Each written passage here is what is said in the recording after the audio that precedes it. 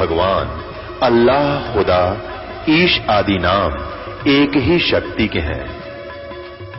वो कैसा है, कहां है, कैसे मिलता है, किसने देखा है? ये प्रश्नवाचक चिन्ह पूर्ण रूप से हटाने के लिए अवश्य सुनिए जगत गुरु तत्वदर्शी संत रामपाल जी महाराज के अमृत वचन, सर्व पवित्र धर्मों के पवित्र शास्त्रों के आधार पर। सत साहिब दर्शकों, आज का समाज चाहे खुद को कितना भी विकसित, शिक्षित और समझदार मान ले, लेकिन यह कड़वी सच्चाई है कि सदियों से चली आ रही पाखंड और कुप्रथाओं का अंत करने में अभी तक कोई भी सफल नहीं हुआ है। परंतु वर्तमान समय में विश्व के सबसे बड़े समाज सुधारक, समर्थ दिव्य संत के आशीर्वाद से अनेक लोगों ने इन कुप्रथाओं का जड़ से नाश कर समाज में शांति और सद्भाव की मिसाल पेश की है। इसका एक जीवंत उदाहरण है रेवाड़ी हरियाणा की नेहा यादव जी। नेहा जी पहले परंपरागत देवी देवताओं की पूजा में लगी रहती थी। उनके मन में हमेशा यह सवाल उठते थे कि भगवान कौन है, वे कहाँ निवास करते हैं। साथ ही उनकी यह इच्छा थी कि उन्हें ऐसा पति मिले जो भक्ति मार्ग में सहायक हो और शादी के समय दहेज की मांग न करे। नेहा जी की सभी शंकाओं और इच्छाओं को पूर्ण परमात्मा ने पूर्ण किया। नेहा जी और उनके भाई की दहेज मुक्त शादी हुई और आज वे हर प्रकार के दुखों और समस्याओं से मुक्त हो चुकी हैं। उनके गुरुदेव जगत गुरु तत्वदर्शी संत रामपाल जी महाराज जी की कृपा से ही समाज में फैली कुप्रथाओं का जड़ से नाश हो रहा है और विश्व में शांति स्थापित हो रही है। अब सुनिए नेहा जी की जुबानी शांतिदायक परमेश्वर के चमत्कार की अद्भुत कहानी। नमस्कार जी। नमस्कार सर। क्या नाम है बहन जी आपका? सर मेरा नाम नेहा यादव है। बहन जी आप कहाँ से आई हैं? सर वैसे तो मैं अभी नारनौल में रह रही हूँ, लेकिन बेसिकली मैं रेवाड़ी गांव गोलिया की से हूँ, रेवाड़ी डिस्ट्रिक्ट से, जो हरियाणा में पड़ता है। बहन जी संत रामपाल जी महाराज से कब जुड़े आप? सर संत रामपाल जी महाराज से मैं 13 जुलाई 2005 को जुड़ी थी और उससे पहले मेरी मम्मी 22 मई 2005 को जुड़ी थी। बहन जी संत रामपाल जी महाराज से जुड़ने से पहले क्या आप कोई भक्ति साधना भी करती थी? जी सर बिल्कुल, हम संत रामपाल जी महाराज के जुड़ने से पहले आम जो साधना होती है वही साधना हम भी करते थे, देवी देवताओं की पूजा करते थे। तो फिर क्या कारण बना कि आप संत रामपाल जी महाराज की शरण में आए? एक्चुअली सर मेरी मम्मा बहुत बीमार रहती थी और मेरे पापा जी के एक दोस्त थे, वो हमारे घर पे आए और उन्होंने बताया कि मैं भी बहुत ज़्यादा परेशान था, क्योंकि हम उसे जानते थे कि वो वास्तव में बहुत ज़्यादा परेशान था और उसके घर में खाने के भी लाले पड़ गए थे। उसने बताया कि भाई मेरे साथ ऐसा ऐसा हुआ है और मैं छुप के वहाँ पर रह रहा था गुड़गांव में, क्योंकि मैं बहुत ज़्यादा परेशान था, कर्जा हो गया था मुझ पर। हम उन्हें ऑलरेडी पहले से जानते थे और उनकी बीवी बहुत ज़्यादा बीमार थी। तो सर उन्होंने बताया कि मैंने संत रामपाल जी महाराज का नाम लिया है और उनकी जो वाइफ थी वो बिल्कुल स्वस्थ हो गई थी और उनको इतना ज़्यादा फ़ायदा हुआ, बहुत ज़्यादा फ़ायदा हुआ उनको। तो मेरी मम्मी बैठ के चर्चा सुन रही थी संत रामपाल जी महाराज की और सुनते सुनते ही मेरी मम्मी को आराम हो गया। और मेरी मम्मी इतनी ज़्यादा दुखी थी ना, इतनी परेशान थी ना, जो जहाँ बताता था मम्मी वहीं चली जाती थी। तो मम्मी तो ये सोच रही थी कि हाँ भाई ठीक है, मैं तो वहाँ भी चली जाऊँगी, कोई दिक्कत नहीं है मुझे। तो उसने बताया कि बहन जी आप चलिए और वहाँ पे सब सुविधा है, आपको किसी चीज़ की परेशानी नहीं, खाने की भी वहाँ पे अच्छी सुविधा है, आप वहाँ पे एक बार चल के देखो। तब हम संत रामपाल जी महाराज की शरण में गए थे। संत रामपाल जी महाराज की शरण में आने के बाद आपको क्या लाभ प्राप्त हुए? सर संत रामपाल जी महाराज की शरण में आने के बाद तो इतने लाभ प्राप्त हुए हैं कि शायद हमने दुख ही नहीं देखा है और उससे पहले हमने सुख नहीं देखा था। संत रामपाल जी महाराज की शरण में सबसे पहले तो हमें मनुष्य जन्म का लाभ हुआ, जो कि आत्मिक शांति मिली और दुखों से छुटकारा मिल गया, ग्रह क्लेश से छुटकारा मिल गया, हमें भगवान मिल गए। क्योंकि जब मैं छोटी थी तो मुझे ज़्यादा तो नहीं पता था, लेकिन मैं हमेशा ये सोचती थी कि ऊपर भगवान कहाँ है, ये तो बादल है, तारे हैं, फिर ये मूर्ति है। मतलब मुझे बड़ा अजीब सा लगता था कि यार ये कैसे भगवान है, और मतलब मुझे इरिटेट सा होता था उन भगवानों को देख के। उनके बारे में जब मैं सोचती थी कि इस तरह से दूध बिखेरना शिव जी के ऊपर, और शिवलिंग अजीब सा नाम लगता था मुझे, बड़ा ही अजीब लगता था। तो मतलब मेरे मन में हमेशा सवाल उठते रहते थे कि भाई भगवान कौन है। तो संत रामपाल जी महाराज की शरण में हम जब गए तो मेरी मम्मी ने नाम लिया सबसे पहले, और मेरी मम्मी गई, बोली अगर मैं ठीक होंगी तो करूँगी, नहीं तो मैं नहीं करूँगी। कोई कहता था कि कुछ करवा रखा है, कोई कहता था कि भूत का साया है, कोई कहता था कि सवामणी बोल रखी है। इतनी सारी रिपोर्ट मैंने खुद फेंकी है मेरी मम्मी की। तो संत रामपाल जी महाराज से उपदेश लेने के बाद वो ठीक हो गई। घर में एक पैसा नहीं बचता था। संत रामपाल जी महाराज के उपदेश लेने के बाद हमें बहुत ज़्यादा फायदा मिला, जो हमें कहीं पे भी नहीं मिला आज तक सर। उसके बाद हमने रेवाड़ी जो गांव था गोलिया की वो छोड़ दिया, और उसके बाद हम नारनौल में शिफ्ट हो गए। परमात्मा ने ऐसी दया करी हमें, क्योंकि इतने कुछ पैसे भी नहीं थे हमारे पास, और पापा की भी इतनी कोई बड़ी नौकरी नहीं थी। और संत रामपाल जी महाराज की कृपा से हमने प्लॉट लिया और मकान बनाए। जैसे हमने चिनाई चलवा दी थी तो मकान कंप्लीट नहीं हुए थे, तो मतलब लोग बाग ये बोलते थे कि भाई कड़िया तो घल गए होंगे ना अब तक, मजाक बनाते थे, और गुरुजी का भी बहुत मजाक बनाते थे। परमात्मा ने ऐसी दया करी, मकान भी बनवा दिया, और घर में किसी चीज़ की कमी नहीं है। हमें पैसों की कभी कमी नहीं आई, कभी भी। हमारा कोई भी काम है, सभी काम आगे से आगे होते हैं। हमारी भैंस एक बार बहुत ज़्यादा बीमार पड़ गई थी, वो लोहा खा गई थी, और लोहा खाने के बाद हमने काफ़ी बार उसको डॉक्टर को दिखाया, तो वो ठीक नहीं हुई। तो हम उसे हिसार लेके गए, चेक किया तो उसने लोहा खा लिया था। उसका ऑपरेशन हुआ, तो डॉक्टर बोले कि भैंस पता नहीं बचेगी या नहीं बचेगी। तो हमने संत रामपाल जी महाराज से हमने प्रार्थना की कि डॉक्टर ऐसे कह रहे हैं कि भैंस मुश्किल ही बचेगी। तो संत रामपाल जी महाराज ने बताया कि बेटा, डॉक्टर तो कहते ही हैं, आप परमात्मा पे भरोसा करो, कुछ नहीं होगा। और ऑपरेशन करते ही एक सिर्फ हमारी भैंस उठते ही बोल पड़ी। मतलब मेरे पापा जी थे सामने और उनको देख के वो बोली भैंस, और उनके साथ की बहुत सारी भैंस मर गई थी। और सर एक बार मेरा तीसरा लाभ ये हुआ कि मेरे भाई इतना ज़्यादा बीमार हो गया था, बहुत ज़्यादा बीमार हो गया था, और वो जयपुर तक एडमिट हो गया, और भाई की हालत बहुत ज़्यादा सीरियस थी।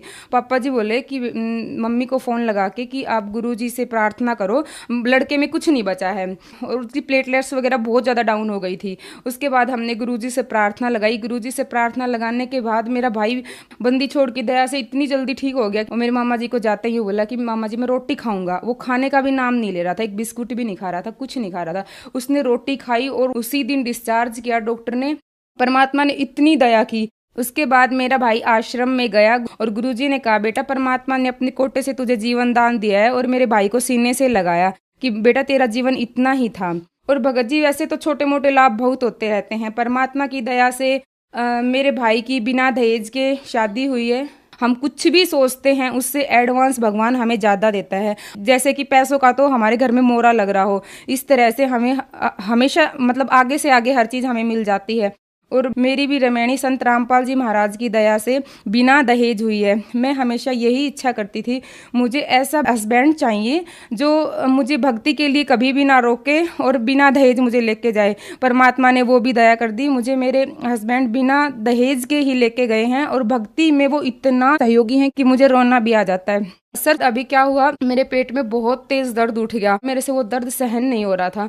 मेरे हस्बैंड मुझे डॉक्टर के लेके गए, तो डॉक्टर ने कहा कि इसके दोनों गुर्दों में पत्थरी है। पत्थरी का नाम सुन के मैं रोने लगी। मैंने सोचा कि संत रामपाल जी महाराज इतनी बड़ी शक्ति हैं, मैंने उनका ज्ञान सुना है, देखा है, आज तक मुझे कुछ नहीं हो सकता, मुझे इतना विश्वास था। और जब मैं दोबारा दूसरे डॉक्टर के पास गई तो उन्होंने कहा कि इनको पथरी नहीं है, और मैं जब तीसरे डॉक्टर के पास गई तो उन्होंने भी यही कहा। फिर मुझे यूं शक होने लग गया कि मतलब पता नहीं थी भी या नहीं थी पथरी। तो मैंने चेक करवाई, फाइल चेक करवाई, तो उन्होंने बताया कि आपको पथरी तो थी लेकिन आपकी पथरी खत्म हो गई। परमात्मा ने मेरी मात्र शायद 1 हफ्ते के अंदर मैंने वो रिपोर्ट करवाई डॉक्टर के पास, मेरी पथरी भी खत्म हो गई थी सर। और वैसे तो बहुत सारे लाभ होते रहते हैं। अभी मैं डॉक्टर के पास गई थी, मुझे दर्द हो रहा था, तो उन्होंने बताया कि यूट्रस पे सूजन है। और जब मेरी मतलब शादी हुई थी, रमैनी हुई थी, तो उसके बाद मेरे ससुराल वाले बिना नाम के थे, तो मैंने सोचा कि छोटा मोटा कुछ करवाया होगा उन्होंने, तो मेरा नाम खंडित हो गया होगा, तो मैं नाम शुद्ध करवा लेती हूँ। तो तब तक मुझे आराम नहीं पड़ रहा था भगत जी। जैसे ही मैंने नाम शुद्ध करवाया तो मैं तभी ठीक हो गई, बिल्कुल ठीक हो गई। और वैसे तो छोटे मोटे लाभ बहुत सारे होते रहते हैं। संत रामपाल जी महाराज से नाम दीक्षा लेने के बाद आपको बहुत सारे लाभ प्राप्त हुए, तो जो और श्रद्धालु आज आपको देख रहे हैं, खास करके आपकी उम्र के, उनके लिए आप क्या संदेश देना चाहेंगी? सर मैं उनको ये संदेश देना चाहूँगी कि आज के युग में सभी पढ़े लिखे हैं। भगवान ने इतना ज़माना आगे बढ़ा दिया है कि हर इंसान पढ़ा लिखा है, सबके घर में कोई ना कोई पढ़ा लिखा है। और जो संत रामपाल जी महाराज हैं वो वेदों के अनुसार, शास्त्रों के अनुसार, हिंदू धर्म के जो शास्त्र हैं, सिख धर्म का और मुस्लिम धर्म का जो भी शास्त्र है, उन शास्त्रों को प्रोजेक्ट पे दिखा के ज्ञान देते हैं। और संत रामपाल जी महाराज अन्य धर्मगुरुओं की तरह कोई उवाबाई ज्ञान नहीं देते, वो शास्त्रों के अनुसार ज्ञान देते हैं। तो आप पढ़े लिखे हो, एटलीस्ट आप उनका ज्ञान सुनो। आजकल परमात्मा ने इंटरनेट का युग बनाया हुआ है, तो आप उस पर भी चेक कर सकते हो, आप टीवी पे भी सुन सकते हो। मैं तो सबसे यही प्रार्थना करूंगी कि आप संत रामपाल जी महाराज का ज्ञान सुनो और आप उनकी शरण में आओ, क्योंकि मनुष्य जन्म बार बार नहीं मिलता, मनुष्य जन्म एक बार मिलता है। तो आप मनुष्य जन्म का लाभ उठाओ। संत रामपाल जी महाराज पूर्ण गुरु हैं और वो पूर्ण परमात्मा से मिलवाते हैं, और ये शास्त्रों के आधार पर है, कोई अपने मतलब मनमानी बात नहीं है। मैं सबसे यही प्रार्थना करूंगी। जी, संत रामपाल जी महाराज से नाम दीक्षा कैसे प्राप्त की जा सकती है? सर संत रामपाल जी महाराज से नाम दीक्षा प्राप्त करने के लिए www जगत गुरु संत रामपाल जी महाराज साइट पे देख सकते हैं। और जितने भी स्टेट हैं, जितने भी डिस्ट्रिक्ट है, सभी के अंदर नामदान केंद्र खुले हुए हैं। अगर फिर भी नहीं पता चलता है तो चैनलों पर संत रामपाल जी महाराज के सत्संग आते हैं और उसके नीचे एक पट्टी आती है, पट्टी के ऊपर नंबर लिखे हुए हैं, उन पे फोन करके आप पता कर सकते हैं, अपने नजदीकी सेंटर पे जाके नाम दीक्षा ले सकते हैं। धन्यवाद जी। सत साई। दर्शकों, अभी आपने सुने संत रामपाल जी महाराज से दीक्षा प्राप्त करके सुखी हुए भक्त के अनुभव। अब देखिए जगत गुरु तत्वदर्शी संत रामपाल जी महाराज के मंगल प्रवचन। बहुत सुंदर झरने हैं वहां पर, लेकिन वहां पर ये पशु पक्षी नहीं है। और पुण्यात्माओं, अभी तक आप जी ने जो ज्ञान सतलोक के विषय में सुना है वो उन नकली संतों और अनुभवहीन व्यक्तियों का सुना है जिन्होंने सपने में भी सतपुरुष और सतलोक को देखा ना जाना, समझा भी नहीं। वो क्या बताते हैं कि सतलोक एक प्रकाश ही प्रकाश है, वो चेतन प्रकाश है, और आत्मा मोक्ष प्राप्त प्राणी उस अमरलोक में ऐसे लीन हो जाती है जैसे बूंद समुद्र में। ये खाक मोक्ष हुआ। वहां क्या करेंगे? फिर समुद्र में डूबने जाना है, किसकी रुचि बनेगी वहां जाने की? ये केवल उनकी अपनी अज्ञान सोच है। वहां पर ऐसी ही सृष्टि है।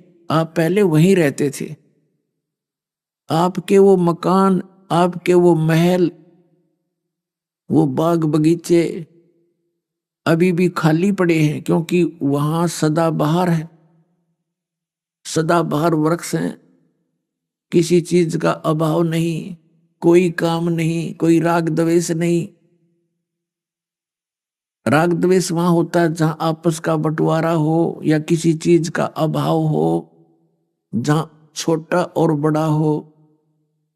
वह सब एक जैसे हंस हैं, एक जैसे सबकी स्थिति है, एक जैसा आहार है, एक जैसे विचार हैं। तो वहां शरीर भी इस 5 तत्वों से बना हुआ नहीं है, वो केवल नूर तत्व से बना हुआ है। उसके अंदर ये बीपी हाई लो नहीं होता, क्योंकि उसमें ब्लड नहीं है। उसके अंदर अमृत का संचार है। तो पुण्यात्माओं, स्वयं परमात्मा ने, सतपुरुष ने, कबीर जी ने आकर के अपना ज्ञान दिया, और कबीर सागर के अंदर वो लिपिबद्ध किया आदरणीय धर्मदास साहिब जी ने। क्योंकि आदरणीय धर्मदास साहिब जी को परमात्मा अपने विधान अनुसार मिले थे। ऋग्वेद मंडल नंबर 9 सूक्त नंबर 86 86 के मंत्र 26 और 27 में, ऋग्वेद मंडल नंबर 9 सूक्त 82 के 82 के मंत्र नंबर 1, 2, 3 में, ऋग्वेद मंडल नंबर 9 सूक्त 96 यानी 96 के मंत्र 16 से लेकर 20 में, ऋग्वेद मंडल नंबर 9 सूक्त 20 के मंत्र 1 में, ऋग्वेद मंडल नंबर 9 सूक्त 1 मंत्र 8 और 9 में, और भी अनेक स्थानों पर ये प्रमाण दिया गया है कि वो परमात्मा ध्रुवलोक के तीसरे पृष्ठ पर विराजमान है। ध्रुवलोक माने उस तेजो में लोक के, वहां सतलोक भी एक पृथ्वी है। वो ऐसी पृथ्वी है जो स्वयं भी प्रकाशित है लेकिन गर्भी नहीं है, और वहां परमात्मा भी साकार है, मनुष्य सदृश है। और सभी हंस वहां पर ऐसी ही सृष्टि है, सदाबहार बाग हैं, बगीचे हैं, फल फ्रूट हैं, किसी चीज की अभाव नहीं है। तो वो ज्ञान परमात्मा ने स्वयं आकर दिया है। वहां सृष्टि एज इट इज है। आपका परिवार होगा, वहां कभी मृत्यु नहीं होगी, बुढ़ापा नहीं होगा। और यहां पर दोनों पैर टूटते हैं। जवानी में तो सब पुनों को नष्ट करवा देता है। सारा दिन एक रोटी के लिए दिन रात भटकता रहता है ये प्राणी, और फिर भी इसकी पूर्ति नहीं होती, क्योंकि ये काल का लोक है। यहां कभी भी कोई वस्तु पूर्ण नहीं हो सकती। और जिस सुख को, जिस वस्तु को हम यहां खोज रहे हैं, वो सतलोक के अंदर है, यहां नहीं है। उसकी कसक इस आत्मा के अंदर है कि कोई ऐसी वस्तु है, ऐसा स्थान है और ऐसा भगवान है जो हमें सदा सुखी कर सकता है। तो यहां हम भगवान के लोक में नहीं रह रहे, हम शैतान के लोक में रह रहे हैं। आप देख रहे हो, भगवान हो और ऐसे दुख, किसी के हाथ कट गया, किसी की आंख फूट गई, किसी को कैंसर होगी, किसी की बेटी मर गई, किसी का बेटा मर गया, परिवार का परिवार नष्ट हो गया, छोटे छोटे बच्चों को छोड़कर माँ बाप मृत्यु को प्राप्त हो जाते हैं। तो यहां भगवान हो तो क्या ये दुख हमारे देख ले? वो हम कसाई के लोक में रह रहे हैं, कसाई के।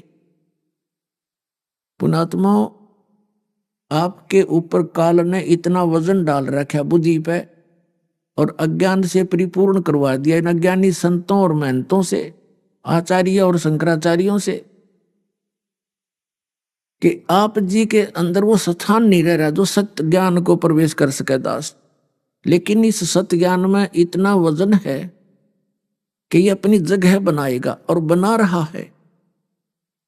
एकदम से नया ज्ञान और नया भगवान, और कितना अब स्वीकार हो रहा पुण्यात्माओं को, क्योंकि इन परमात्मा के इन वचनों में जो दास सुना रहा है एक बहुत बड़ा वजन है, और ये अपना स्थान बनाएगा ही बनाएगा।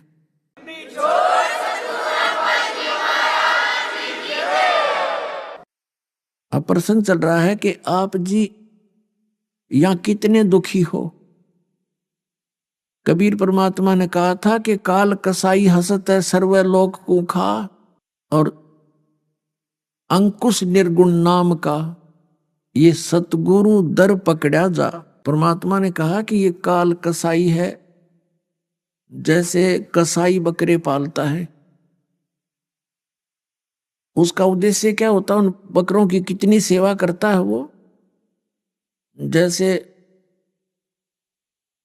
एक शेड डाल देता है गर्मी और सर्दी से बचने के लिए, साथ में एक तालाब बनवा देता है जिसकी अच्छी लंबी बहुत ज्यादा कंजम्पशन है, एक तालाब बनवा देता है, एक चरागाह रखता है उसके लिए। और जब वो कसाई उस बकरों के बकरियों के उस स्थान पर आता है जहां उनको रोक रखा होता है, तो वो बकरे और बकरियां उस कसाई को एक नेक व्यक्ति जानकर उससे प्यार करते हैं। वो ये सोचते हैं कि देखो कितना दयालु है हमारा मालिक, हमारी कैसी केयर टेक करता है, कितनी सुविधाओं का ध्यान रखता है, हमारे लिए सेट डाल रखा है। पुण्यात्माओं, आत्मा तो वही है जो मनुष्य जीवन से गई है, उनमें वो सब समझते हैं अच्छे और बुरे को। जैसे हम देखा करते थे, जो घर का सदस्य पशुओं को चारा डालता था प्रतिदिन, तो उसको देखते ही वो रीकने लग जाते थे, उससे प्यार करते थे, जीभ से चाटते थे कि ये बहुत अच्छा आदमी है। तो इसी प्रकार वो बकरे उस कसाई के निकट आ जाते हैं, चारों तरफ से इकट्ठे हो जाते हैं, और उससे कोई तो ऐसे छाती से सीने से लगाना चाहता है, ऊपर को पैर उठाकर उससे प्यार करना चाहता है, कोई जीभ से चाटता है, और वो उनको ऐसे देखता है और वो उसके हाथ को चाटते हैं बकरे। वो तो देख रहा होता है कि यो इसमें मांस कितना हो गया, कितने किलो का बिकेगा, और बकरे ने सोचा ये बहुत अच्छा आदमी है, हमारे से प्यार कर रहा है। और फिर वो भूल जाते हैं, जब उसको आवश्यकता होती है बकरों की 2, 10, 4, 20 की, तो लेकर डंडा और छांट लेता मोटे मोटे, चाहे किसी की माँ आओ, चाहे किसी का बेटा आओ, चाहे किसी की बेटी मरो, वो ना देखता किसका किससे क्या लिंक है, और ऐसे निकाल लाता है और जाके उनको कड़च करवा कर अपना धंधा करता है, रोजगार कर चलाता है। अपने आत्माओं, इस काल के लोग के इन बाग बगीचे, झरने और इन मौसम न देख के हम ये सोच बैठे, दे भगवान कितना दयालु है, पृथ्वी में जल दे दिया शीतल मीठा, झरने बहा रखे हैं, कितने सुंदर बाग बगीचे, काजू किस्मत, सेब संतरे, कनक, गेहूं, चना, बाजरा, ज्वार, और कैसे मौसम बना रखे हैं। परमात्मा बड़ा दयालु है। जैसे वो कसाई के बकरे उस कसाई को इतनी ही बुद्धि रखते हैं, तो जब तक हमें तत्व ज्ञान नहीं होता, हमारी इतनी ही सतह बुद्धि का, और उसमें हम भूल जाते इस भगवान की दयालुता को, एक परिवार का परिवार नष्ट हो जाता है, दुर्घटना के अंदर अक्षेत्र का अक्षेत्र नाश हो जाता है किसी भूकंप या फ्लड के कारण। तब कहाँ जाता है इसकी दयालुता? तो पुण्यात्मा परमात्मा कबीर जी ने स्वयं आकर अपने बच्चों पर रहम किया कि जिसको तुम भगवान मानकर और यहीं इसके लोक में रहने के आदी बन गए हो, ये लोक ठीक नहीं, ये भगवान नहीं है, ये तो काल है। श्रीमद् भगवत गीता अध्याय नंबर 11 के मंत्र नंबर 32 में ये स्वयं कहता है कि अर्जुन मैं काल हूं और अब परिवर्त हुआ हूं। ये श्री कृष्ण जी के अंदर प्रवेश कर गया और फिर उसको दिखाया, जब वो सीधे हाथ नहीं माना, अर्जुन युद्ध करने को तैयार नहीं हो रहा था, तो उसको उससे बाहर निकल कर कृष्ण से और ऐसा विराट रूप दिखाया, अपना असली रूप, और कहा देख ये है मेरा उस ओरिजिनल रूप, मैं काल हूं और सबको खाने के लिए आया हूं। उसका उद्देश्य तो ये था उसको डरा दूं, धमका दूं, ये युद्ध कर ले, उसने नाश कराना था। श्री कृष्ण जी नहीं चाहते थे युद्ध करवाना बिल्कुल भी, वो तो उन्होंने पहले फैसला कर दिया था कि मैं युद्ध में हथियार भी नहीं उठाऊंगा। तो क्या वो व्यक्ति फिर युद्ध के लिए प्रेरित कर सकता है? और ये एक तरफ मैं होऊंगा, एक तरफ मेरी सेना होगी, और मैं हथियार भी नहीं उठाऊंगा, तो फिर क्या वो लातों से मारता? कहने का भाव ये है कि बिल्कुल युद्ध प्रिय नहीं थे, नहीं चाहते हो तो मजबूरी में, जैसे जरासंध जैसे निकम्या ने और शिशुपाल जैसे ने बकवाद करी, वो दूसरी बात है, नहीं तो वो कभी किसी को दुख देने वाले इंसान नहीं थे। वो त्रिलोकी भगवान थे, 3 लोक के मालिक थे, स्वामी थे, एक विभागीय मंत्री यानी सतोगुण भगवान। तो हम काल के लोक में रह रहे हैं। और कबीर साहब क्या बताते हैं? कबीर ये माया अटपटी सब गट आन अड़ी, किस किस को समझाऊं या कुएं भांग पड़ी। परमात्मा कहते हैं किस किस ने समझाऊं? काल ने 21 ब्रह्मांड के अंदर अपने इस लोक रूपी कुएं में इस माया रूपी भांग को अनतोल्या अनमोला डाल दिया, और सभी ने एक ही प्रकार का ज्ञान ग्रहण है, सभी की एक जैसा ही स्वभाव बन गया। अब इस ज्ञान से ही ये भांग नशा उतरेगा, इस काल की भांग का। ये एंटीबायोटिक आपको दिए जा रहे हैं जो आपके अंदर या सोच गलत होगी, हमारे अंदर क्या सोच होगी, बड़ी कोठी हो और बहुत ज्यादा पैसा मेरे बैंक बैलेंस हो, और फिर मैं बकवाद करूं ब्याह शादियों में, सबसे ज्यादा दान दूं, लोग मेरी प्रशंसा करें। इस तरह की बकवाद हमने अपने अंदर ठोक ली।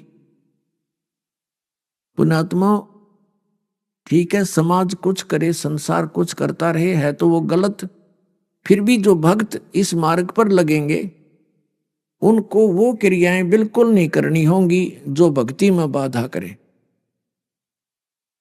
उसके विषय में हम बार बार बताते रहते हैं, तभी हमारी भक्ति सफल होगी। पहले तो ये उद्देश्य रखे कि हम यहाँ के वासी नहीं हैं, और दूसरा परमात्मा कहते हैं मौत भूल गया बावड़े, तन अतरज किया कौन, तन माटी में मिल जाएगा जो आटे में लौण, तेरी दिख अस्तित्व तो भी तेरा नहीं रहेगा और तू मौत भूल गया। जब ये प्राणी अपने जाने का समय भूल जाता है तब इसको बकवाद अच्छी लगती हैं, कार और कोठियां अच्छी लगती हैं, और संग्रह संचन करने में ये पागल हो जाता है। और परमात्मा परमेश्वर स्वयं आकर के ये ज्ञान देते हैं।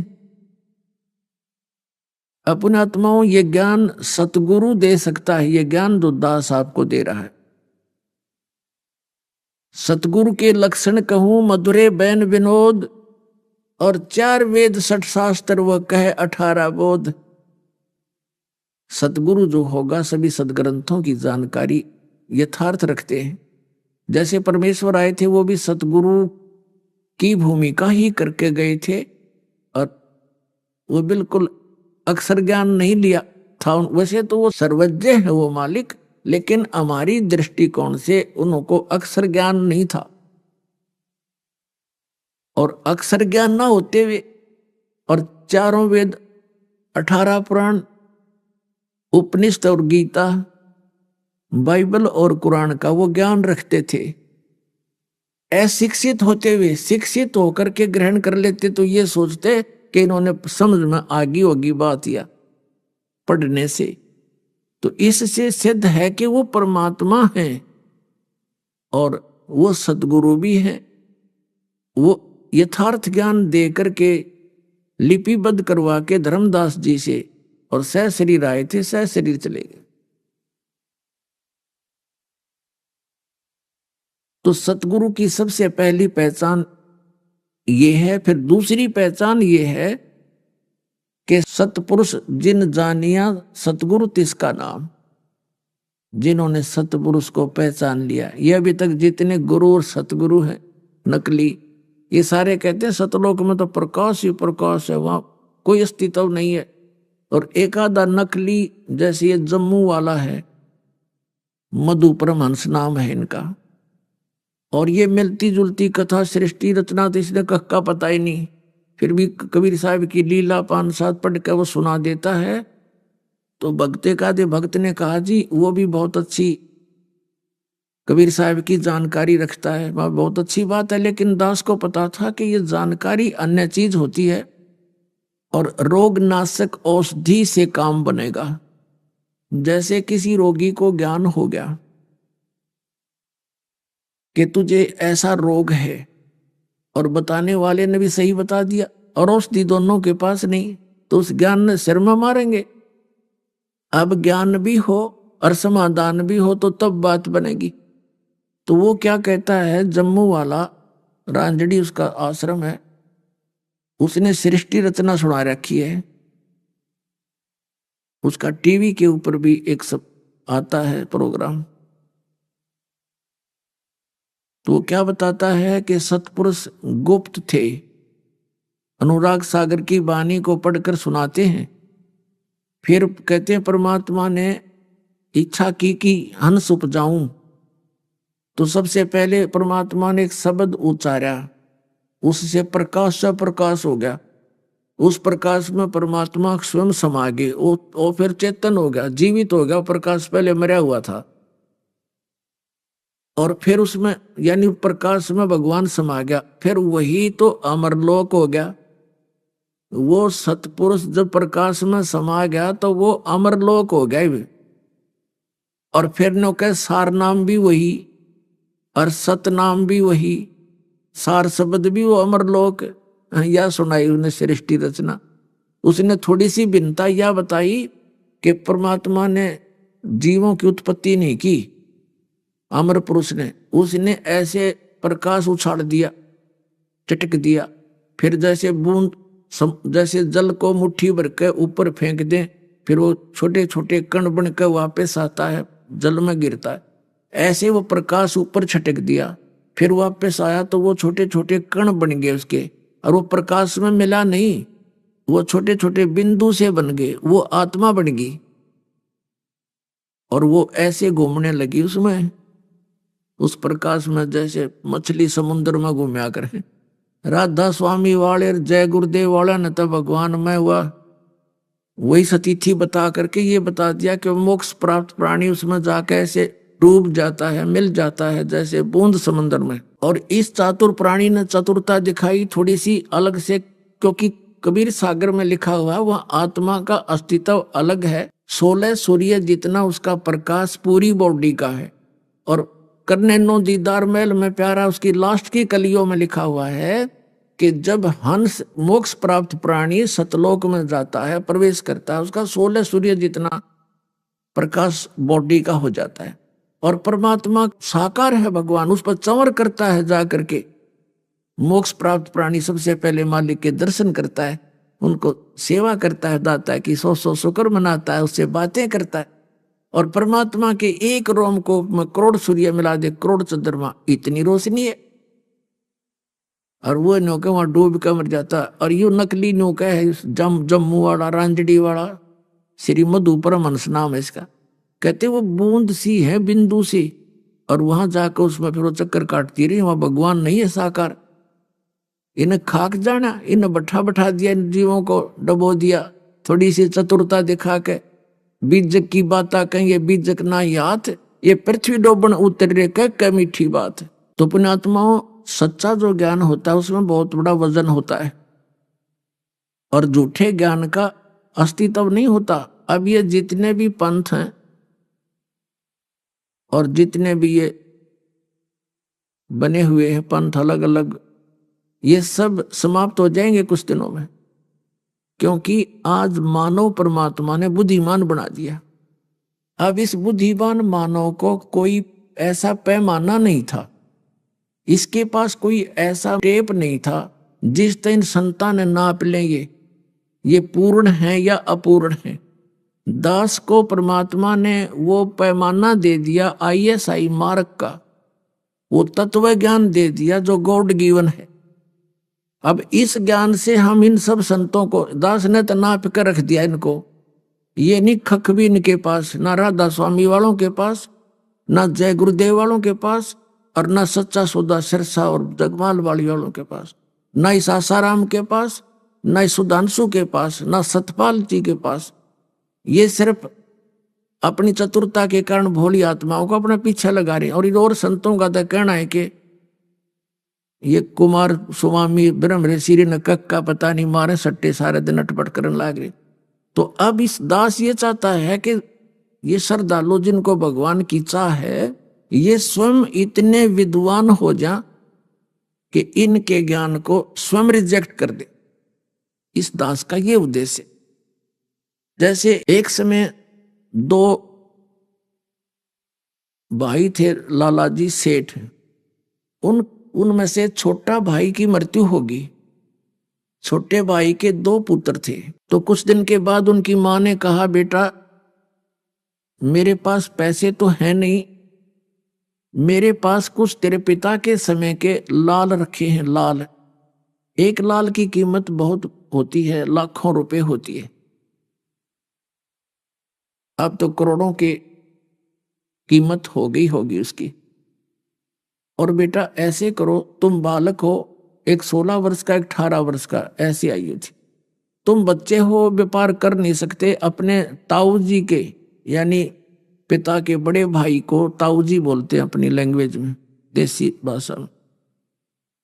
अपने ताऊ जी के पास जाओ, उनसे कहो, प्रार्थना करो कि वो आपकी पार्टनरशिप कर लें व्यापार में, और कहना कि ताऊ जी हमारे पास पैसे नहीं है, ये लाल हैं, इनको ले लो, गिरवी रख लो इनको कहीं और काम चला लो। वो बच्चे लेकर गए माँ से वो पोटड़ी जिसमें वो लाल बांध रखे थे, गठड़ी ऐसे कपड़े में, और ताऊ जी से प्रार्थना की, ताऊ जी हमें अपने साथ बिजनेस में रख लो, हमारे पिताजी रहे नहीं, हमारा भी गुजारा हो जाएगा। तो उसने कहा बेटा मैं तो पहले ही चाह रहा था कि तुम मेरे साथ लगो, मैं कहने ही वाला था, अच्छा हुआ तुमने मेरे मुंह की बात छीन ली, बहुत अच्छी बात है, मेरे साथ करो, व्यापार कर लो बेटा। तो उन्होंने कहा कि ताऊ जी हमारे पास पैसे नहीं है, मेरी माँ के पास ये लाल रखे मेरे पिताजी ने, इनको आप रख लो और गिरवी रख लेना, इनको पैसे हो जाएंगे तो छुड़वा लेंगे। अब ताऊ जी ने देखा वो लाल उल्टी गिठड़ी बांध कर दे दी, बेटा ऐसे करो, लाल तो बड़े कीमत के होते हैं, इनको तेरी मम्मी को दे आओ वापस और कहना सुरक्षित रखे, आवश्यकता पड़ेगी तब मैं ले लूंगा। अब वो दोनों बच्चे आगे अपनी माँ को सारी कहानी से परिचित करा दिया, तो उस माँ ने वो लाल सुरक्षित रख दिए छुपा के। दोनों बच्चों को, अपने भाई के यानी भतीजों को साथ लेकर के वो सेठ दूसरे शहरों में गया व्यापार के लिए। तो वहां पर उस समय 50,000 रुपए का उसने सामान खरीद लिया उधार पर, और धर्मशाला में रुके हुए थे। वो सेठ से कह दिया कि हम अभी आपके पास एक लाल भेजता हूं, उस गिरवी रख लेना, फिर हमें सौदा हमारा जहाज में डलवा देना। अच्छा ठीक है। अब वहां धर्मशाला में जाकर के सेठ ने कहा उस अपने भतीजों से, ले बेटा ये लाल ले जाओ, और जिस सेठ से 50,000 रुपए का सौदा तय किया है उसको ये लाल दे आओ, और कहना कि जब हम पैसे दे जाएंगे अपना लाल ले जाएंगे। वो दोनों बच्चे गए और कहा सेठ जी मेरे ताऊ जी ने ये लाल दिया है, ये आप रख लो, और हम आएंगे जब पैसे लेकर आएंगे अपना छुड़वा लेंगे। उसने कहा, सेठ ने कहा ठीक है बेटा बैठ जाओ यहाँ पर। तो उस सेठ ने एक जौहरी बुलवाया, जौहरी पारखू, और उससे कहा भी देखना ये लाल कैसा है। उस जौहरी ने उसके अपना लगा के देखा यंत्र, तो कहा ये सेठ जी ये लाल नहीं है, ये तो लालड़ी है, लाल तो 1 लाख रुपए का होता है, तो 200 रुपए की भी नहीं लेगा कोई।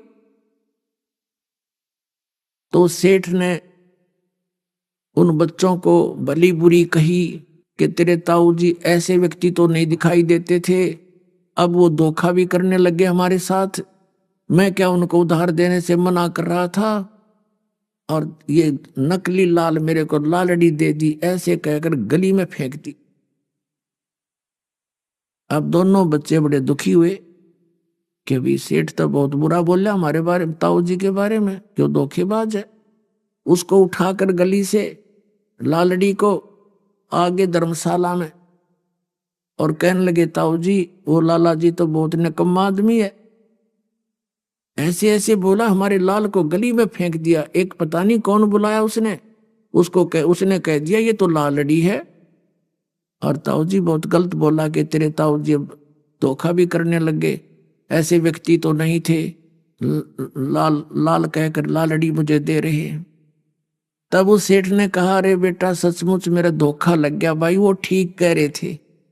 अब दूसरी साइड में दूसरे बैग में रखा था वो लाल, अरे बेटा ओहो ये तो सचमुच लालड़ी है, धोखे से दिया गया, चोरों से बचने के लिए रखे हुए थे कि कोई चोर चारा होते इनको निकाल ली जाएगा लालड़ियों को, और लाल अपने बचे रहेंगे, तो इसलिए बेटा रखी हुई थी मैंने, अरे ये लाल ले जा और जाके कहो कि मेरा ताऊ जी ऐसा आदमी नहीं है जैसा आपने सोचा है, देखो ये है लाल, धोखा लग गया उनके। दोनों बच्चे फिर आए और सेठ जी से कहा, सेठ जी मेरे ताऊ जी का धोखा लग गया, गलती से लाल की जगह लालड़ी दे दी, ये देखो लाल है ये। उस सेठ ने फिर वो पारखू बुलाया जौहरी, उसने आते ही देखते ही बता दिया अपने ला के यंत्र कि ये सही लाल है, ओके है बिल्कुल, ये है वो लाल। तब उस सेठ ने कहा, देख बेटा, ऐसा होता लाल, देखा वो क्या उठा लाए थे तुम। तो कहने का भाव ये है, उन बच्चों को इस झटके से लाल और लालड़ी का पूरा ज्ञान हो गया, उनकी परख बन गई उनको। तो फिर क्या हुआ, वो दोनों बच्चों को लेकर वो ताऊ जी, उनका यानी पिताजी का बड़ा भाई, अपने भतीजों को साथ लेकर स्वदेश लौट आया। आकर उसने कहा, बेटा जाओ तेरी माँ से वो लाल ले आओ, उधार होगी गनी, एक आधे लाल को गिरवी रख लेंगे। तो दोनों बच्चे गए दौड़े दौड़े। माता ने कहा, आगे बेटा तुम आ जाओ, भोजन पालो। तो बच्चों ने कहा, माता जी भोजन बाद में खाएंगे, पहले ना हमारे ऊपर कर्जा बहुत हो गया है, और वो लाल दे ताऊ जी ने मंगाए, उनको गिरवी रखेंगे हम। अकेले जाओ बेटा। वो माई ने ला कर दे दिया पोटली गठड़ी जितने जरूरी थी, 5-7 हुए। बच्चों ने सोची देखते ले लाल है कि लालड़ी। उन्होंने वही खोल ली गठड़ी अपने आंगन में, अपने कमरे में, साल में भीतर, और खोल के दोनों ने देखा वो तो सारी लालड़ी थी, लाल नहीं थे।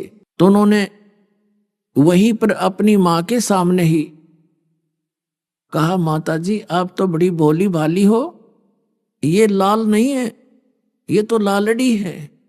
वो सारी पटक दी वहीं पर, और दोनों बच्चे अपने ताऊ जी के पास आ गए और कहने लगे, ताऊ जी मेरी माँ है ना, उसको वो भोली भाली है, उसको पता नहीं लाल और लालड़ी का, उनमें तो लाल एक भी नहीं, सारी लालड़ी है ताऊ जी।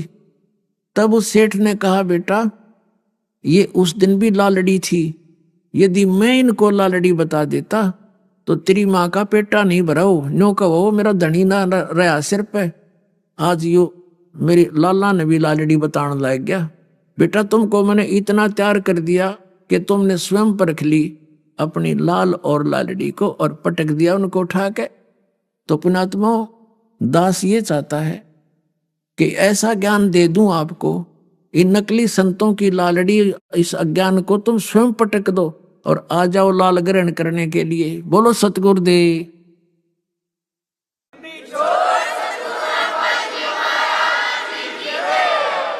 एक समय एक विद्वान था,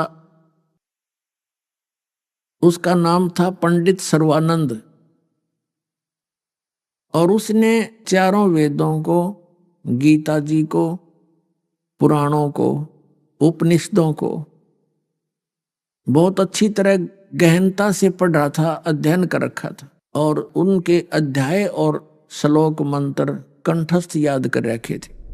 अभी आपने सुने संत रामपाल जी महाराज के मंगल प्रवचन। आइए अब सुनते हैं संत रामपाल जी महाराज से नाम दीक्षा लेकर सतभक्ति करके अद्भुत लाभ प्राप्त करने वाले अनुयायी के विचार। दर्शकों, टेंशन और डिप्रेशन ऐसी समस्याएं हैं जो आजकल हर वर्ग के लोगों को अपना शिकार बनाती जा रही हैं। इनसे छुटकारा पाने और शांति का अनुभव प्राप्त करने के लिए लोग विभिन्न तरीके अपनाते हैं, लेकिन वास्तविक सुख शांति से अभी भी कोसों दूर है। आज हम आपको एक ऐसी ही शख्सियत की आपबीती से रूबरू करवाने जा रहे हैं जो इन सभी परेशानियों से बाहर उभर कर आ चुकी हैं। ये हैं अलीगढ़, उत्तर प्रदेश की खुशबू जी, जो डिप्रेशन के जाल में बुरी तरह फंसी हुई थी।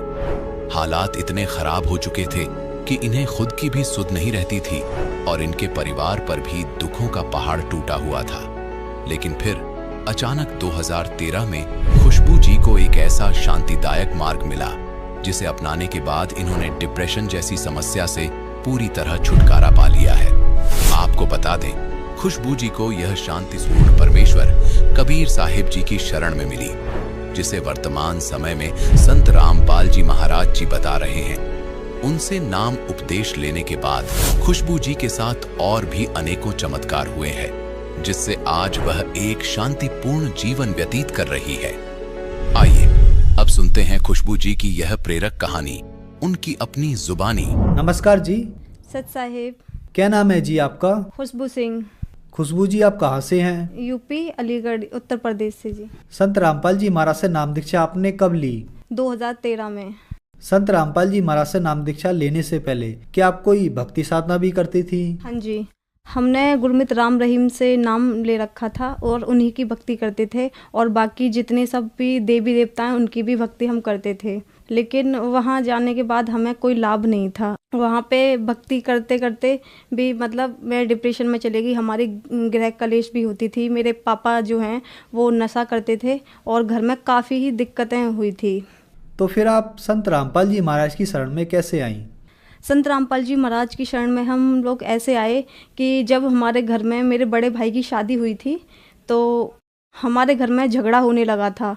हाँ, तो बहुत सारे झगड़े होते थे। जो मेरी भैया की जो वाइफ थी वो मतलब टोने टोटके वाली थी, आए दिन मतलब कुछ ना कुछ मिलाती रहती थी, और मतलब भाई और भाभी में दोनों में झगड़ा होता था काफ़ी। तो मैं डिप्रेशन में चली गई और मुझे ये डर था कि मेरे भाई को अब ये मार देगी, और मतलब कुछ आए दिन कुछ ना कुछ खिलाती हैं कि मैं अपने सिर को ना ऐसे मारती थी दीवारों में, बेडों में, इतने खतरनाक तरीके से कि शायद अगर मैं नॉर्मल अभी मारूं तो मेरा सर फट जाएगा। और मतलब बहुत ही ज़्यादा इतनी परेशान हो गई थी मैं कि बस मुझे कोई भी जगह मिलती थी ना तो बस मैं अपना सर मारा करती थी और बिल्कुल बेहोश हो जाती थी।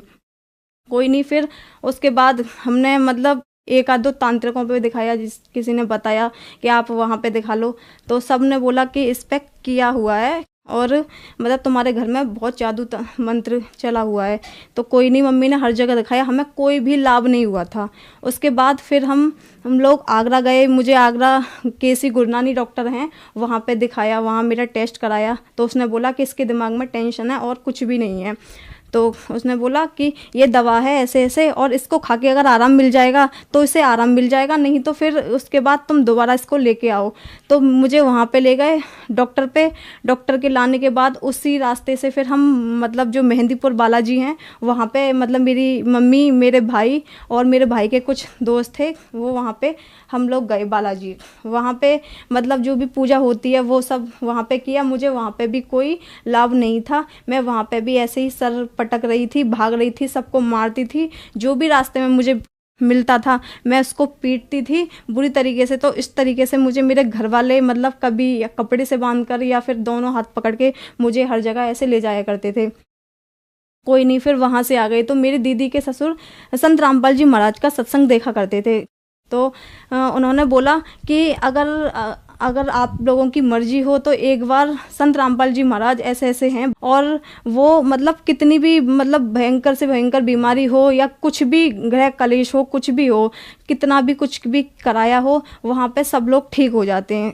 तो मेरी मम्मी ने बोला कि ठीक है, हमने हर जगह दिखा लिया, हमने हर तांत्रिक पे दिखा लिया, डॉक्टर पे दिखा लिया, सब ने बस ये दवा दे देते हैं, लेकिन कोई हमें लाभ नहीं था। मुझे बस यही प्रॉब्लम थी कि मुझे एकदम मतलब बेहोशी आती थी और मैं अपना सिर पकड़ के मतलब दीवारों में, बेडों में, जो भी जगह मुझे मिलती थी मैं हर जगह मारती थी अपने सिर को। कोई बात नहीं, फिर उसके बाद मेरी मम्मी ने प्लान बना लिया कि अब मुझे कुछ नहीं सुनना, और क्या कहते हैं ऐसे तो बहुत ज़्यादा परेशानी हो जाएगी, और क्या कहते हैं हम लोग संत रामपाल जी महाराज के मतलब जाएंगे आश्रम में और वहाँ से नाम उपदेश लेंगे। तो भी हम मतलब बोल दिया था मम्मी ने, लेकिन फिर भी नहीं जा पाए। हमने बाद में बोल दिया। मेरा भाई बोला ठीक है चलेंगे, लेकिन हम लोग नहीं जा पाए। फिर उसके बाद दूसरे दिन एक मतलब चलता फिरता बाबा आया और वो बोल रहा था कि मतलब तुम्हारे बेटे को 6 महीने का दिया हुआ है और 6 महीने के अंदर अंदर ये मर जाएगा। कोई बात नहीं, ये बात मैं सुन रही थी, मुझे होश आता था, और इसी बात को सोचते सोचते मैं एकदम मतलब बहुत ज़्यादा परेशान हो गई, बहुत ज़्यादा, इतना कि मेरा दिमाग मुझे खुद नहीं मालूम कि उस टाइम पर कहाँ चला गया। कोई बात नहीं, हम नहीं गए। फिर हमने उस बाबा से पूजा कराई अपने घर में, और मतलब जो भी उसने बताया वो सब किया। भैया का कॉल आया, आपने कुछ घर में कराया है? कि हाँ कराया, कि मुझे परेशानी हो रही है बहुत ज़्यादा। तो मेरी मम्मी बोली कि अच्छा ठीक है भाई। तो मेरी मम्मी ने उनको बोला कोई भी नहीं, और ज़्यादा हम इतने गिर गए थे कि हमें सिर्फ, मैं तो उस टाइम पे ये सोचती थी कि हम तो या तो मर जाएं या फिर मतलब भगवान हमारा ये सब मतलब जो कष्ट है वो मतलब दूर कर दे। जो राम रहीम थे उनके सत्संग में जाते थे, मैंने लेटर लिखा था, मैंने कहा मेरे लेटर को कोई वहाँ तक पहुँचा दे, लेकिन कोई भी पहुँचाने वाला नहीं था। मैंने मतलब साईं बाबा को मैं ज़्यादा मानती थी। मैंने वहाँ भी प्रार्थना की लेकिन कोई भी लाभ नहीं था। जितने भी देवता सबसे मैंने वो संकल्प किया, भगवान मतलब मेरा जो दुख है वो कैसे भी आप दूर कर दो, कुछ भी नहीं हुआ। फिर उसके बाद एक और तांत्रिक हैं, हम दूसरे दिन वहाँ पे किसी ने बताया तो उनके पास भी गए। उन्होंने बोला कि इसको टोने दिए गए हैं और 2 घुल चुके हैं और अभी 4 बाकी हैं। तो मुझे और टेंशन हो गई, मुझे हर जगह दिखाया, कुछ भी लाभ नहीं हुआ। उस दिन फिर मेरी मम्मी बोली कि अब हमें कहीं नहीं जाना, हमें संत रामपाल जी महाराज के आश्रम में जाना है और मुझे कुछ भी दिखाई नहीं दे रहा, मुझे पता है अब कोई भी नहीं है, अब वहीं लास्ट चांस है और वहीं पे हम जाएंगे। तो हम उसी रात को हम, मेरा भाई, मेरी मम्मी, हम निकल गए। हम लोग दिल्ली पहुँचे। मेरी दीदी सुल्तानपुरी में रहती है तो उनके घर पे गए। फिर दूसरे दिन उनके सास ससुर हमारे साथ आश्रम में गए। वहाँ से संत रामपाल जी महाराज का हमने नाम उपदेश लिया। खुशबू जी, संत रामपाल जी महाराज से नाम दीक्षा लेने के बाद क्या आपको लाभ भी प्राप्त हुए? हाँ जी, सबसे पहला लाभ तो मेरा ये था कि आध्यात्मिक लाभ हुआ मुझे। फिर दूसरा लाभ, जो मेरी मतलब परेशानी थी, जैसे मैं पागल हो गई थी, सबको मारती थी, पीटती थी, किसी को भी सिर अपने दीवार में मारा करती थी बहुत खतरनाक तरीके से। तो मैंने जैसे ही संत रामपाल जी महाराज से नाम उपदेश लिया, उस दिन के बाद मतलब मैंने सबको मारना पीटना बंद कर दिया। फिर 1 महीने बाद मेरा भाई, मेरी सामने मतलब आंटी रहती हैं वो, और मेरी मम्मी और हम लोग गए संत रामपाल जी महाराज के आश्रम में। तो वहाँ पे आशीर्वाद मतलब दे रहे थे संत रामपाल जी महाराज। तो जैसे ही संत रामपाल जी महाराज ने मेरे सिर पे हाथ रखा तो मतलब मुझे उस टाइम पे ऐसा लगा था जैसे मेरे शरीर में से कुछ निकल के गया है, मतलब एकदम हल्का सा और बहुत ही ज़्यादा, मतलब मैं ऐसा फील कर रही थी कि अब तो मैं बिल्कुल ठीक हो गई। तो फिर जैसे मैं मतलब मेरी मम्मी मुझे देख रही थी, मैंने बोला कि मैंने तो संत रामपाल जी महाराज से आशीर्वाद ले लिया। मेरा जिस टाइम पे मैंने आशीर्वाद लिया था उस टाइम पे मेरा चेहरा मतलब टेढ़ा था। गुरुजी ने मेरे सिर पे जैसे ही हाथ रखा वैसे ही मेरा जो मतलब फेस था वो ठीक हो गया और मुझे मतलब लगा कि हाँ अब मैं ठीक हूँ। फिर मैं अपनी मम्मी के पास गई तो मम्मी ने बोला आशीर्वाद मिल गया, कि हाँ जी मिल गया। तो उस दिन के बाद मैं आज तक ठीक हूँ संत रामपाल जी महाराज की दया से। संत रामपाल जी महाराज की दया से फिर मुझे एक और लाभ हुआ कि मुझे थायराइड हुआ था। 15 दिन तक मेरी दवा चली, मुझे कोई भी आराम नहीं था, कुछ भी आराम ही नहीं हो रहा था। मैं दवा तो खा रही थी लेकिन मुझे डर था, पता नहीं क्या हो गया, मेरे को कोई आराम नहीं मिल रहा। उसके बाद 15 दिन बाद जब 16वें दिन मैं अपने चाचा के बेटे के लिए हॉस्पिटल लेके गई, मम्मी भी मेरे साथ थी, तो डॉक्टर ने बोला कि आपको एडमिट होना पड़ेगा। तो मैं डर गई, मैंने कहा एडमिट होना पड़ेगा, मेरे तो एग्ज़ाम है, मैं एडमिट नहीं हो पाऊंगी। कि आप एडमिट उसकी बात कर रहे हो एग्ज़ाम की, आपकी जान खतरे में, आपकी बीमारी पता नहीं चल रही और आपका वेट लेस होता जा रहा है। मेरे में उस टाइम पे 27 kg वेट था। तो डॉक्टर ने बोला आपको एडमिट होना ही है। मैंने कहा ठीक है, मैं अपने भाई से बात करती हूँ अभी। तो मैंने अपने भाई से बात की बाहर आके, भाई ऐसे ऐसे बोला डॉक्टर ने एडमिट की कि ठीक है हो जा। मैंने मम्मी को मना कर दी, मैं एडमिट नहीं होंगी, मुझे घर ले चलो। फिर मेरे बीच वाला भाई बोला, मेरा भाई है मेरे से बड़ा है, वो बोल रहा है और सब लोग बोलते हैं तुम्हारे गुरुजी तो बड़ी बड़ी बीमारियों को ख़त्म कर देते हैं। तो उसने बोला कि प्रार्थना लगा लो। जैसे ही मैंने वो लेटर में अपनी जो भी परेशानी थी वो मैंने सब लिखी। तो जब मैं लिख रही थी तो गुरुजी से, संत रामपाल जी महाराज से मेरी ये अरदास थी, बंदी छोड़, मुझे एडमिट ना होना पड़े, आप तो बड़ी बड़ी बीमारियों को ख़त्म कर देते हो और मुझे बहुत डर लग रहा है। मैं कभी नहीं हुई, इतनी पहले भी इतने केस हुए हैं, मैं कभी डॉक्टरों के पास एडमिट नहीं रही, लेकिन अभी भी मेरे को एडमिट नहीं होना। तो मैं लिखते लिखते बस इतनी सही हो गई थी उस टाइम पे मैं कि ये हो रही थी कि मैं बैठ सकती हूँ। अब जहाँ मुझे खड़ा नहीं हुआ जा रहा था वहाँ मतलब मैं सब कुछ कर रही थी, खाना पीना भी खा लिया मैंने, वो लेटर लिखते कहते हैं। फिर और यहाँ पर गुरुजी ने मुझे दर्शन दे दिए थे कि मतलब आशीर्वाद दिया, गुरुजी सत्संग कराएं और मुझे आशीर्वाद दिया और मैं उसी टाइम पे ठीक हो गई। और अभी तक मैंने कोई थायराइड की कोई भी दवा नहीं खाई, एक टैबलेट नहीं खाई। अब मुझे कुछ भी प्रॉब्लम नहीं है थायराइड की। अब मैंने टेस्ट भी कराया, मुझे कोई बीमारी नहीं है। डॉक्टर मानने को भी तैयार नहीं हो रहा था कि मतलब तुम ठीक कैसे हुई, ऐसा क्या खाया है। मैंने कहा कुछ नहीं खाया और मैं आपको क्या बताऊं, हमारे गुरुजी हैं ऐसे ऐसे, और उनका बस मैंने मतलब अरदास की और आज मैं ठीक हूँ गुरुजी की दया से। मेरे पापा मतलब संत रामपाल जी महाराज का मतलब नाम उपदेश लेने से पहले सभी प्रकार का नशा करते थे। जितने भी तंबाकू, सिगरेट, दारू, लड़ाई झगड़ा घर में, मांस मंदरा सब खाते थे। लेकिन जब से संत रामपाल जी महाराज का हमने नाम उपदेश लिया है और उन्होंने लिया है, आज हम संत रामपाल जी महाराज की दया से आज हम पूरी तरीके से स्वस्थ हैं। हर प्रकार से हमारी आर्थिक स्थिति इतनी खराब थी कि हम ये सोचते थे कि भगवान हम रूखी खा लें, भूखे सो जाएं, लेकिन कर्ज ना हो। हम रात और दिन यही करते थे। जैसे ही हमने संत रामपाल जी महाराज का नाम उपदेश लिया और उनकी भक्ति करी, आज हम मतलब मैं सुबह से शाम तक बोलूँगी ना तो भी मैं संत रामपाल जी महाराज के बारे में बता नहीं पाऊँगी कि उन्होंने हमें कितने लाभ दिए हैं और हम कितने खुश हैं। ये तो सिर्फ हमारे आस पड़ोस हैं ना, वो भी जानते हैं कि हमने संत रामपाल जी महाराज का जो नाम लिया है उसके बाद हमें कितने लाभ हैं और हमारा खर्चा कहाँ से चल रहा है, कैसे चल रहा है, हमें कुछ नहीं पता होता। बस हम ये है कि सिर्फ खाते हैं और हमारा मतलब सही ठीक ठाक से गुजारा चल रहा है, हमारी सारी चीज़ें ठीक हैं संत रामपाल जी महाराज की दया से। और हमारे भाई का एक्सीडेंट हुआ था, वो ऑफिस से आ रहे थे तो उनका ये जो नीचे की साइड है कूल्हा, ये पूरा खराब था, उनका पैर भी टूटा था, हाथ भी। तो जब मतलब भाई का कूल्हा टूटा था तो काफ़ी टाइम तक बेड रेस्ट पे थे, तो चल नहीं पा रहे थे। डॉक्टरों ने जवाब दे दिया था कि ये मतलब इसका ऑपरेशन होगा और कूल्हा चेंज होगा और इसकी कोई भी गारंटी नहीं है कि ये चल पाएंगे।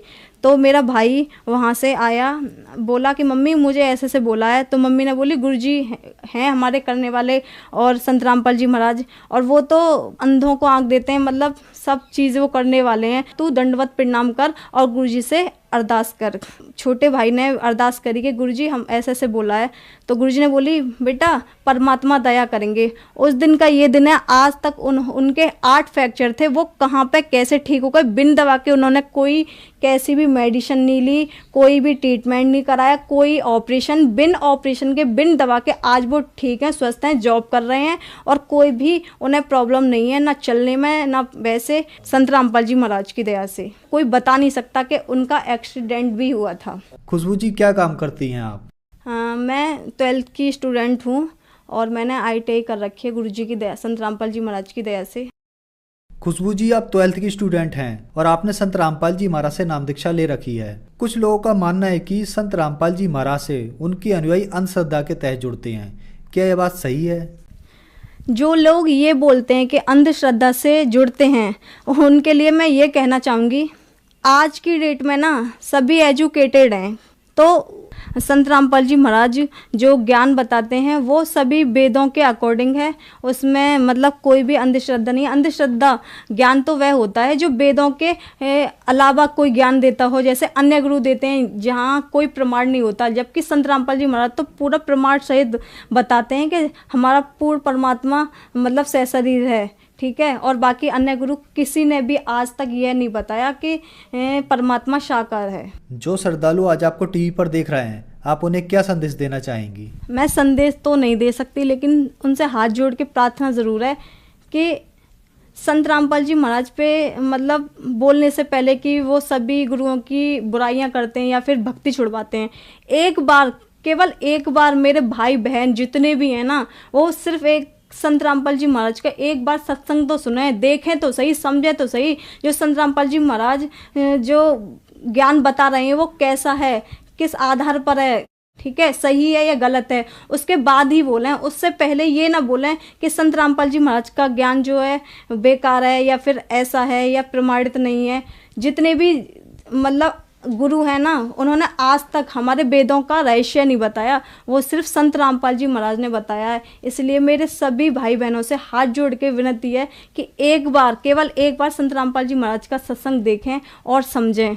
खुशबू जी अब आखिरी सवाल आपसे, संत रामपाल जी महाराज से नाम दीक्षा कैसे ली जा सकती है? संत रामपाल जी महाराज से नाम उपदेश लेने के लिए शाम को टीवी पर सत्संग आता है, उसमें पीली पट्टी नीचे दी जाती है, उसमें नंबर दिए जाते हैं और जहाँ भी आप रहते हो उसी के अकॉर्डिंग आपको मतलब बता दिया जाएगा। हर जिले में मतलब संत रामपाल जी महाराज का मतलब सेंटर खुला है, नामदन खुले हुए हैं, वहाँ से आप मतलब नंबर लेकर और बात करके फ़ोन पे पूछ सकते हो कहाँ पे कैसे लेना है, तो आपको वहाँ मिल जाएगा नाम उपदेश। धन्यवाद जी। सच्चाई।